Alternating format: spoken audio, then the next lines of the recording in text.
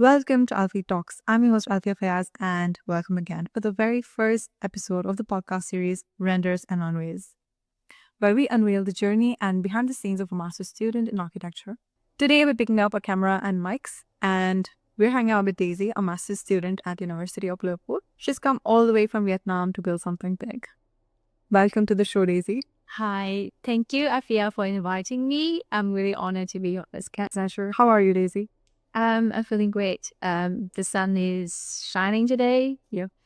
Yes, I'm happy to be here with you. Thank you so much. What was the very first thing that you noticed in the architecture in the city, Liverpool, UK, that made you feel, oh my God, this is not home anymore?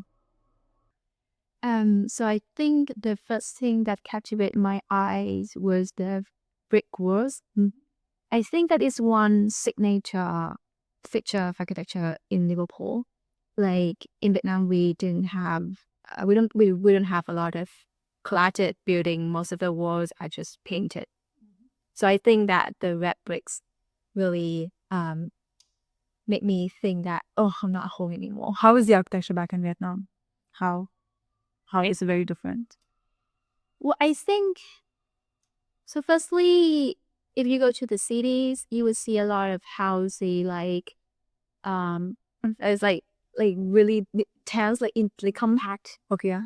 I mean, well, firstly, I think that the cities in Vietnam, the density of buildings of houses is much higher, and you see a lot of tropical design features in the architecture. So like how we see brick as major material here, what do you see in Vietnam? Is it concrete, bamboo? What is it? Like wood?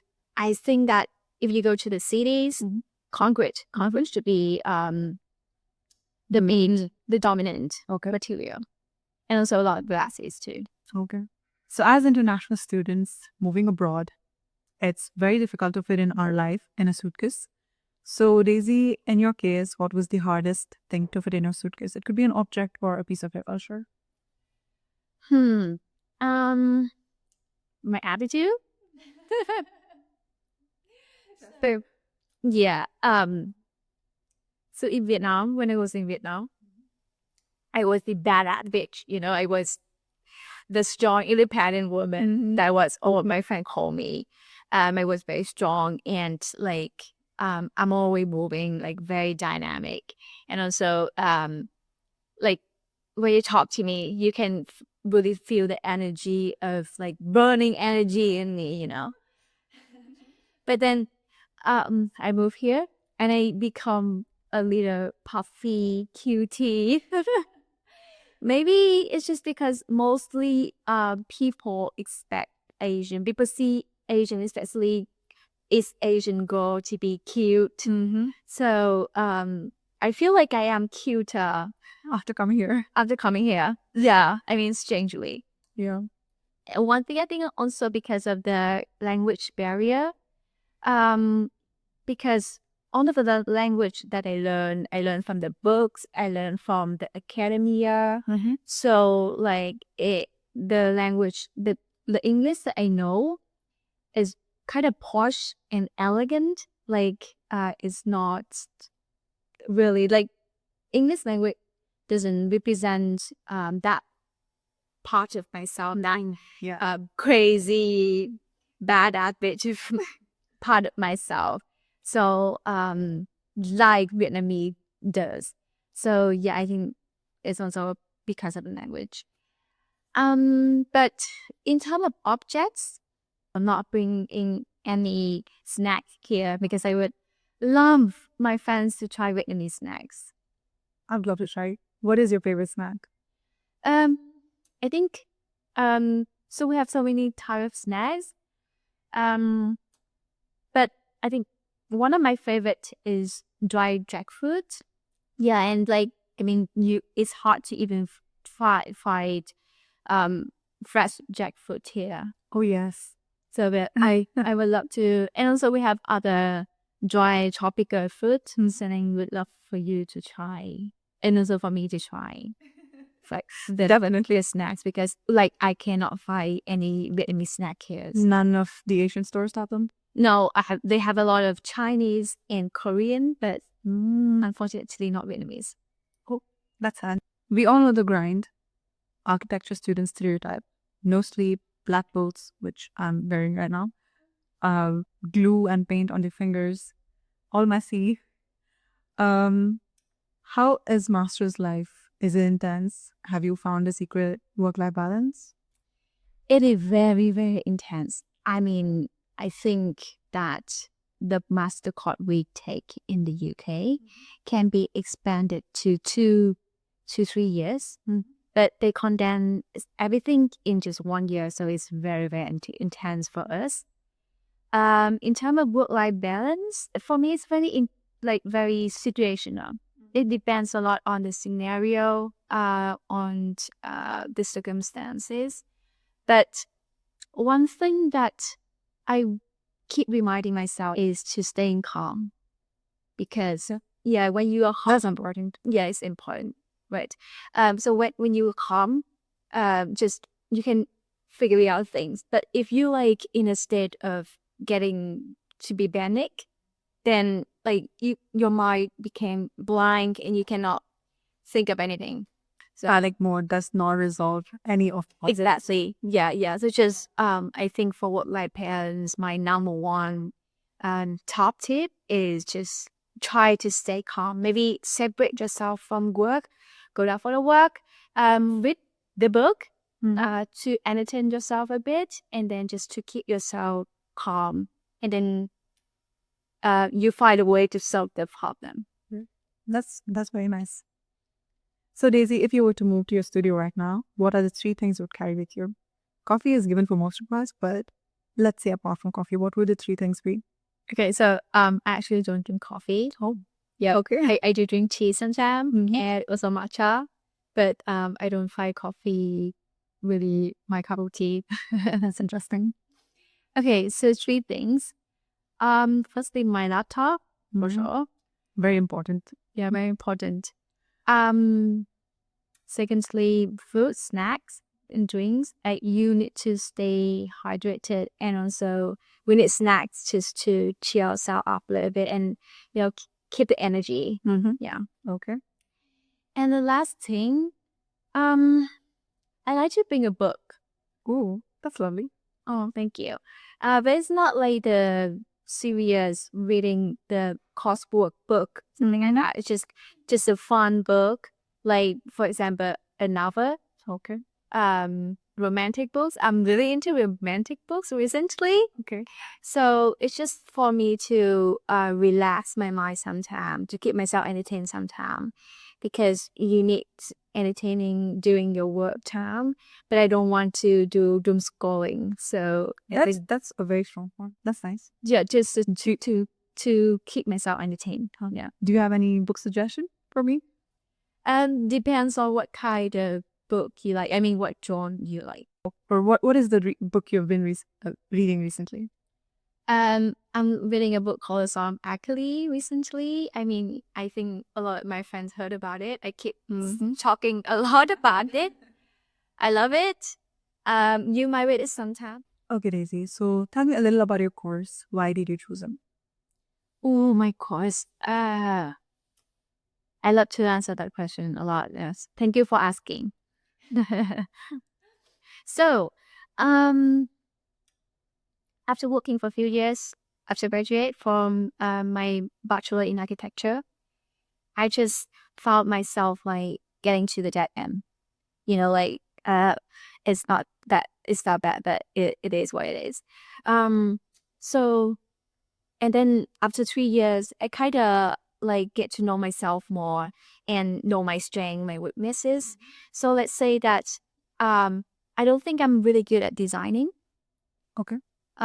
Yeah, I mean, it may sound bad that you're an architect, but you're not good at designing. No, fair enough. Yeah. So like I'm not really good at creating the designing solutions or like coming up with the new ideas, thing like that. But I realized that I'm really good at giving advices and like consult everybody to do their job. So And also, I think that I have a lot of knowledge to. That I agree. Thank you. I have enough knowledge to help people to make a decision, to give advice to the people. So, and also, I love to study. I love to study. I'm really good at studying too. And not that really good at, I'm not giving myself a lot of credit stuff. Like I'm good at studying and I love to do it. So I think that like at that point you start to think about the next step in your career. And I know that my next step would be becoming an expert. So at that point, I just look at one expertise that I want to dive really deep in. And then I start to look at the options. So, okay, so what are the options that we have? So for like more advanced design, yeah. And definitely I don't want to do that because, I mean, I love to do that though. I love to do that. But if you're not good at it, like with time, it will drain you. It will drain all of your enthusiasm about it. So I don't want to do design anymore. Then you have BIM. And BIM is just like, BIM is really good advertised too because a lot of construction, especially in Vietnam, is going BIM. So I think we will have a lot of, and also in the world, so I think we'll have a lot of opportunities in BIM. But BIM is just too technical for me. Okay. Yeah. Enough. Yeah, it's like, like I cannot do that much technical stuff. So skip that too. And then you have we have heritage.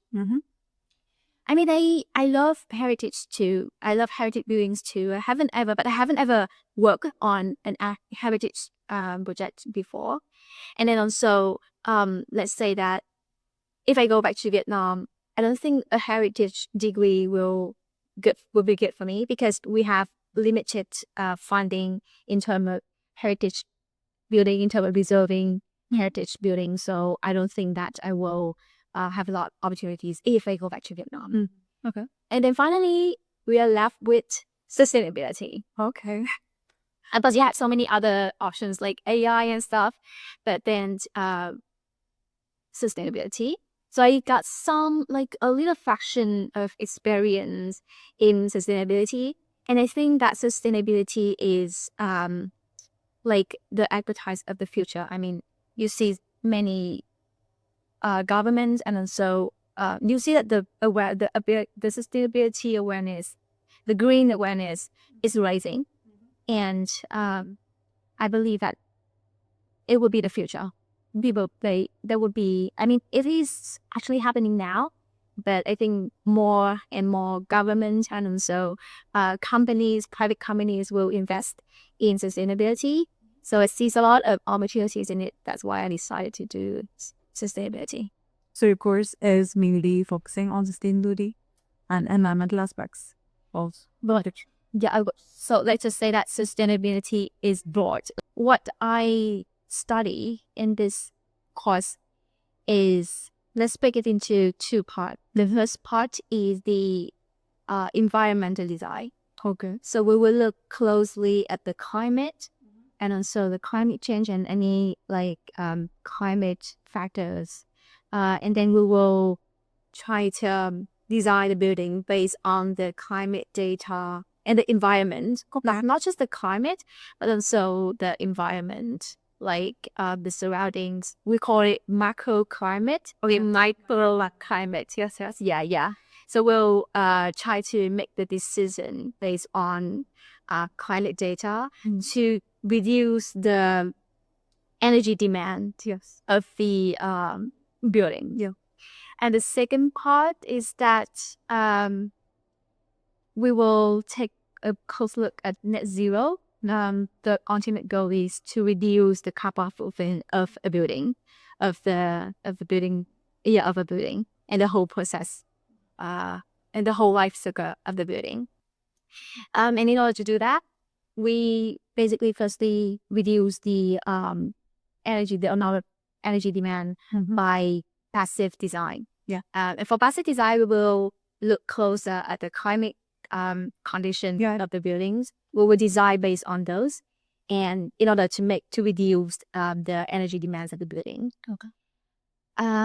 And then we will try to reduce the embodied carbon of the building's whole process from the material, from when the materials was produced with manufacture, from the day the building start working and then maybe demolished or retrofitted into another function. Okay.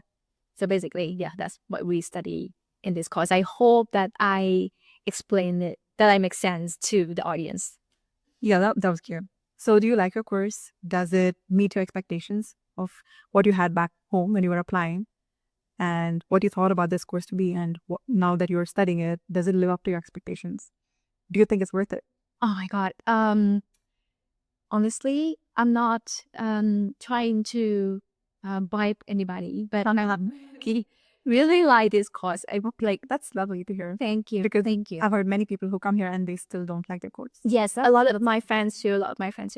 But I'm lucky enough to find this course that I'm studying really interesting. I actually learned a lot, and I love what I'm learning. Sure you do. Yeah, I really love it. Yeah, it's definitely like even more than my expectation. I've learned a lot. The database really big, so I can really dive myself deep into knowledge. My friends will always find me in the library. I just only in the library. I'm a big nerd. And then I also meet a lot of amazing people. Like they're very supportive. So I think that I really I really respect. No, respect is not the right word. Like appreciate. Appreciate. Yeah, like I really appreciate this journey. Yeah, that's lovely. I remember once I was discussing with Daizie about, oh my God, the temperature is 7, but it shows feels like -1 or something. And then she goes with all her explanation of all the climatic knowledge that she has. No, it's the dry bulb temperature, median. And I'm like, oh no, Daizie. I'm so sorry. I know you said that just like as a joke, but well, like Daizie goes with all her knowledge. Yeah, just my God. That's lovely to see somebody enjoy your course and love it as much as they thought they would, because yeah, that is really important. that's very important. That's really important because this course is not easy, and in order to do it, I mean, you better love it. Yeah. If you guys don't love architecture, if you don't want to pursue masters, if you don't want to do something, don't do it. Yeah, Because it will drain you. Something that does not interest you will definitely drain you. exactly. On a long run. So here's a special section, rapid fire round. This or that. Okay. No time for thinking. You have to be very quick. Woo. Okay. Yeah. Here we go. Ooh. Let me just pull this out. Okay. All night in studio or 4 a.m. makeup call. Wake up call. Yeah. Okay. Sustainable bamboo or high tech love. Bamboo for sure. Definitely. Living wall or swimmer facade.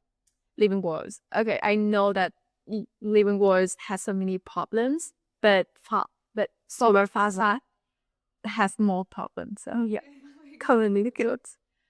Adaptive reuse or high performance new build. adapted. Yeah. Okay. Passive house standards or smart building AI. Passive house standard. Okay. Okay, if you had to design a dream project of yours, what would it be? This or that, okay? Yeah. Designing a self-sufficient forest cabin or a zero carbon skyscraper?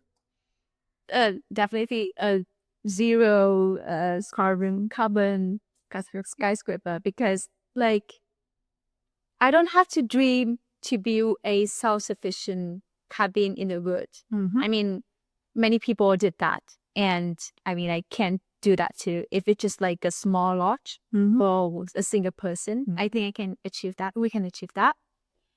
But a high rise to go net zero, you definitely have to dream to make that happen. Yeah. Because like at this point, we don't have enough resources to make that a real thing. It's still on the paper and it's still imaginary to have a net zero carbon building, let alone a high rise. So yeah, definitely. Daizie wants to feel accomplished. What's one green trend you think is total greenwashing? I think there's a many things that people do are greenwashing. Mm-hmm. But this can be very controversial. But I think that the green certification can be greenwashing. I mean, I don't say that every green certifications is greenwashing, but it actually can be greenfishing if you don't apply the certification to the building in the right way. So it can be very tricky there. And also, it's really hard to achieve the certification.